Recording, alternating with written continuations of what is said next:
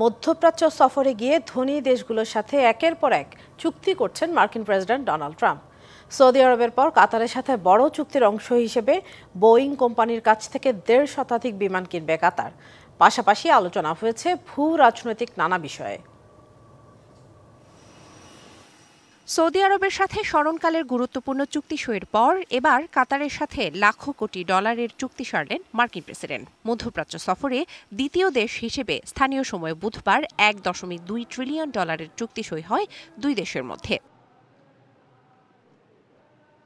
এর মধ্যে 243 বিলিয়ন ডলারের কয়েকটি চুক্তির ঘোষণা করেন ট্রাম্প, যার মধ্যে কাতার এয়ারওয়েজের কাছে মার্কিন বিমান নির্মাতা প্রতিষ্ঠান বোয়িং ও জিই অ্যারোস্পেসের ঐতিহাসিক বিমান বিক্রির চুক্তিও রয়েছে। কাতারে খুব ভালো সময় কেটেছে। বিশ্বের নানা বিষয় নিয়ে আলোচনা করেছি। রাশিয়া ইউক্রেন নিয়ে আলোচনা হয়েছে, ইরান নিয়েও আলোচনা হয়েছে। চুক্তির মোট মূল্য 200 বিলিয়ন ডলারেরও বেশি। এর মধ্যে 160টি বিমান রয়েছে। দারুণ ব্যাপার, বোয়িংকে অভিনন্দন।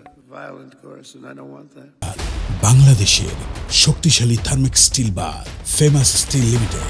যুক্তরাষ্ট্রের বোয়িং নিয়ে চুক্তিটি এমন সময় হলো যখন প্রতিষ্ঠানটি নানা সংকট পাড়ি দিচ্ছে। বোয়িং ছাড়াও 777X সিরিজের মোট 210টি উড়োজাহাজ কেনার পরিকল্পনা করা হয়েছে বলে জানিয়েছে হোয়াইট হাউস।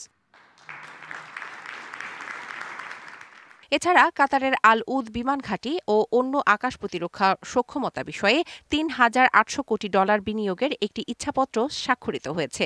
দুই দেশের প্রতিরক্ষা ব্যবস্থা উন্নয়নে প্রতিজ্ঞাবদ্ধ হন দুই নেতা। আলোচনা করেন ভূ রাজনৈতিক নানা বিষয়ে।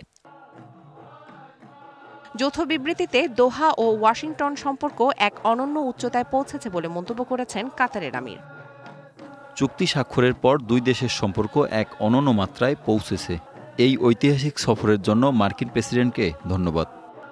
গুরুত্বপূর্ণ এসব চুক্তি সইয়ের পর মার্কিন প্রেসিডেন্ট লুসাইল প্রাসাদে অংশ নেন রাজকীয় নৈশভোজে। কাতার সফর ট্রাম্পের উপসাগরীয় অঞ্চলের সফরের দ্বিতীয় ধাপ।